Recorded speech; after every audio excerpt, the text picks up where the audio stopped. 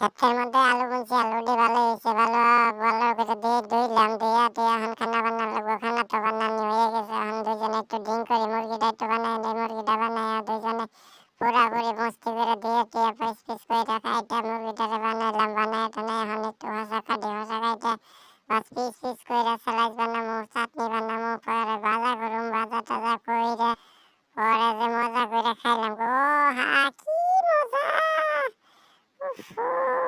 বাজার কি এত বাজার আমি নিয়ে হারি, এই বাজার কি আর করন যায়? গাজর দাও 1 কেজি, শসা দাও 2 কেজি, নিয়ে গেলাম বাইতে। পরে পেঁয়াজ দিয়ে চাটনি বানাই ঠিক মতো খামু, মাছ আনছি, মাছটা ভাজা করুম, দুইজনে মিললাম মজা করে খামু। এটা কেরা এলো রে, কেরা